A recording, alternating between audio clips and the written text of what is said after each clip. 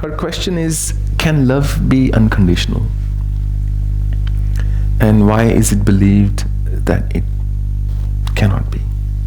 Is it just between a mother and a child that it's unconditional, or between a guru and a disciple, and so on? When we talk about unconditional love, almost always we mistake it, thinking unconditional mean constant. When people think about unconditional love, the first thing they think of is that my love is constant no matter what. Constancy does not mean unconditional. You could love somebody unconditionally and yet still experience the ups and downs that come in love. Sometimes when you fight with somebody or have an argument, you are so certain that you will not see the face of this person ever again. You're like so certain. You have already started visualizing how I'll live my life without this person and things will be so good and so on. But when it all works out 2 minutes later, then once again you are thinking of where are we going for dinner or something like that. That ebbing and flowing of love does not mean that love is not unconditional. So love does not really remain unconditional from that angle. If by unconditional we mean it's constant, then I don't think it is actually possible.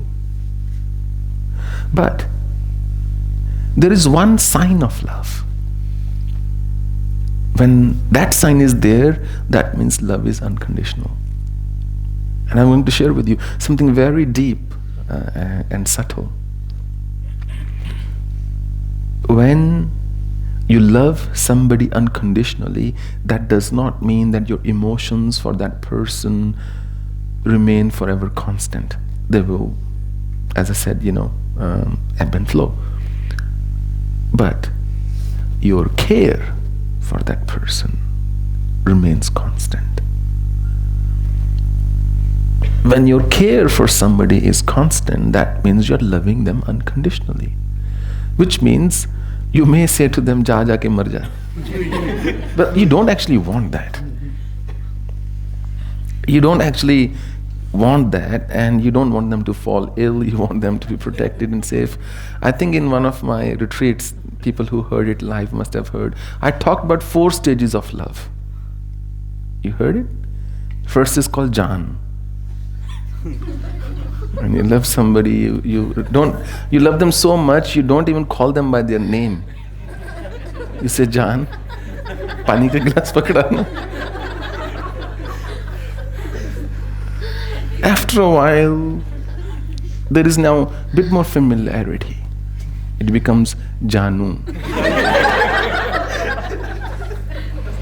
Jaan starts to appear formal. Then you say Jaan when you're angry, bit angry. "Jaan, pani ka glass pakda na." Others say, "Janu, pani ka glass dena." Something like that. Then comes the 3rd stage, which comes usually after a few years. So Jaan, Janu, Janvar.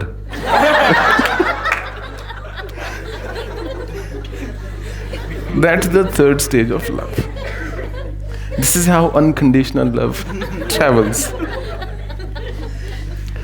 But you still stay together. You still stay together, you make it work, you're committed. Then comes the ultimate final stage of love. Jaan, Janu, Janvar, Jamar. That's the 4th stage of love. Now, if you're still together, your love is unconditional. If you're still together after crossing these 4 stages, your love is certainly unconditional. Because you want the person to be okay. And I don't think if we are talking about constancy of love, that love is unconditional even in the case of a mother and a child, daughter or son. For example, let's put forward a hypothetical situation that the daughter or son needs a kidney. Let's say mother's kidney is not a match, father's is. Will the mother say to the father, will a wife say to her husband, I think, can you not give one of your kidneys to one of our children who needs it? What is the likelihood she's going to put forward that proposition? Let's say the husband actually drinks a lot of alcohol and there's a chance his kidneys may go bad in the future. It's a thought experiment. I'm talking about in psychology. Will the mother still say to the husband, please, I love my children so unconditionally that I'd rather lose you than them. So will you give one of your kidneys? So love, I don't think unconditional love from that angle really exists. But yes, a mother's care for her children is always there. And that's why that love can be called unconditional. And between a guru and a disciple, so there are two relationships there. Disciple-guru and guru-disciple. Between a disciple and a guru, the love is rarely unconditional. Rarely. The guru gets judged on a daily basis. Daily basis. Not just daily, at every instance. If a disciple doesn't like something, they will question the guru, they will question themselves. They may also feel bad for questioning the guru in their mind. They may feel guilty for doing that. They may say, no, I must be wrong, and so on. And then if it happens a few times, if you hurt anybody's ego, eventually they will grow out of you. Very simple. People dream of themselves, people love themselves. People don't really love other people as such. Between a guru and a disciple, so between a disciple and a guru is one thing. Between a guru and a disciple also, the love is rarely unconditional. But if we take that equation of care, then it is unconditional.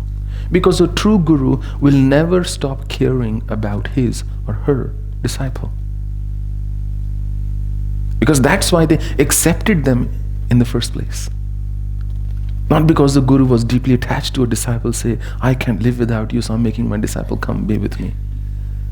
I think there are other options than to be in a guru-disciple relationship. The reason guru took somebody on is because he or she thought, this person is seeking my help or wishes to walk the spiritual path. I can help this person, therefore I will take you on. So that's why a guru's, if we call that thing love, does not fluctuate much. But if we are thinking of love in a traditional sense, then of course the same principles will apply. But what doesn't happen, if it's a true relationship, if the guru is true, then they will never stop caring about their disciple. And what happens when you care about somebody? When a mother cares about her child, when the daughter or son, when they do something wrong, mother cannot resist but say a few words. Don't do that. Don't put your hand in the fire. Don't lift this hot object. It may burn you. Even though the child may say, oh, you don't know anything. And some other nice things sometimes tumble out, but I don't say such words in this context. But still the mother says those things, whether the child likes it or not. So the guru, out of care, never stops working on a disciple. In other words, a guru never gives up on a disciple. And when you don't give up on somebody, your love is unconditional. But if we equate love with attachment, then whether it's disciple guru, guru disciple, mother son, mother child, or any other, then it is going to experience its highs and lows. I hope I answered your question.